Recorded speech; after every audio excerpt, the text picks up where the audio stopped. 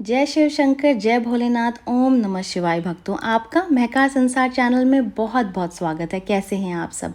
मैं ईश्वर से यही कामना करती हूँ कि आपके घर की सुख शांति और समृद्धि सदा ही बनी रहे और भगवान का ढेर सारा प्यार और आशीर्वाद आपको मिलता रहे। तो चलिए वीडियो शुरू करते हैं। शिवलिंग पर बेलपत्र ऐसे चढ़ाने से होगा आपको फायदा। आइए जाने बेलपत्र चढ़ाने का सही तरीका क्या है और कैसे पहचाने कि बेलपत्र खंडित है कि नहीं, ताकि उसे चढ़ाने से बचा जा सके।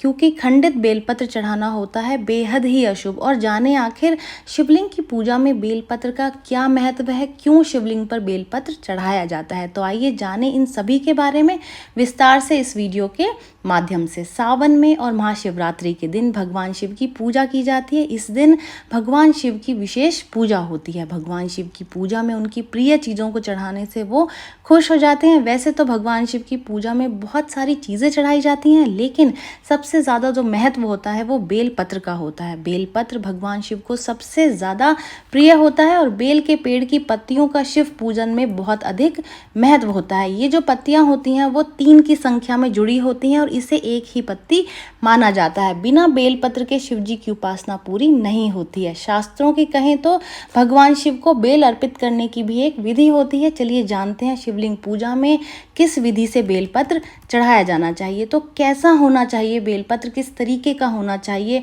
और कैसा चढ़ाया जाना चाहिए। तो चलिए इसके बारे में विस्तार से जानते हैं और ये जानने के लिए आप वीडियो के अंत तक बने रहिए। बेलपत्र के तीनों पत्ते त्रिनेत्र स्वरूप भगवान शिव के तीनों नेत्रों को विशेष प्रिय हैं। अगर आप शिवलिंग पूजा के दौरान बेलपत्र चढ़ाते हैं तो इससे भगवान शिव खुश होंगे और आपकी मनोकामना पूरी करेंगे। मगर बहुत ज़रूरी है कि बेलपत्र चढ़ाने से पहले आप जान लें कि बेलपत्र कैसा होना चाहिए और उसे कैसे चढ़ाया जाना चाहिए। ध्यान रखें कि एक बेलपत्र में 3 पत्तियां होनी चाहिए। तीनों पत्तियों को एक ही माना जाता है। इस बात का भी आप ध्यान रखें कि बेल की पत्तियां कटी फटी ना हो। बेलपत्र में चक्र और वज्र नहीं होना चाहिए। ऐसी पत्तियों को ही खंडित माना जाता है। तो इनको चढ़ाना होता है बेहद ही अशुभ और ऐसी अशुभ पत्तियों को चढ़ाने से मिलता है उल्टा फल। तो जब भी आप शिवलिंग पर बेलपत्र चढ़ाएं, ठीक से पत्तियों को जांच परख कर देख लें और तभी चढ़ाएं। हालांकि 3 पत्तियां आसपास में मिलना थोड़ा मुश्किल होता है, मगर ये मिल जाती हैं। बेल की पत्तियां जिस तरफ से चिकनी होती हैं आपको उसी तरफ से शिवलिंग पर चढ़ाना चाहिए। मेरा कहने का मतलब ये है कि पत्ती की जो चिकनी तरफ होती है या जो सीधी तरफ होती है वो शिवलिंग को छूते हुए होनी चाहिए। ये बात बहुत कम लोगों को पता होगी कि बेलपत्र को आप पानी से धोकर भी बार बार चढ़ा सकते हैं। कभी भी शिवलिंग पर बिना जल के बेलपत्र न चढ़ाएं। आप पहले बेलपत्र चढ़ाएं और फिर उसके ऊपर से जल अभिषेक करें। बेलपत्र 3 से लेकर के 11 दलों तक के होते हैं और ये जितने अधिक पत्ते होते हैं उतने ही सबसे ज़्यादा उत्तम माने जाते हैं। तो आइए अब जानते हैं बेलपत्र के महत्व के बारे में। शिव पुराण की अगर बात करें तो उसके अनुसार भगवान शिव को बेलपत्र अत्यंत प्रिय है। वहीं अगर स्कंद पुराण की बात करें तो बेलपत्र के महत्व के बारे में उसमें भी बताया गया है और ऐसा कहा गया है कि यदि बेलपत्र के साथ शिवलिंग की पूजा की जाए तो सभी पापों का नाश होता है। और एक कथा के अनुसार ये भी है कि एक बार माता पार्वती को बहुत ज़्यादा पसीना आ रहा था, तब उन्होंने अपनी उंगलियों से माथे के पसीने को साफ किया था। इससे पसीने की कुछ बूंदें मदार पर्वत पर जा गिरी और उन्हीं बूंदों से बेल का पेड़ उत्पन्न हुआ। बेलपत्र का महत्व यहीं खत्म नहीं होता।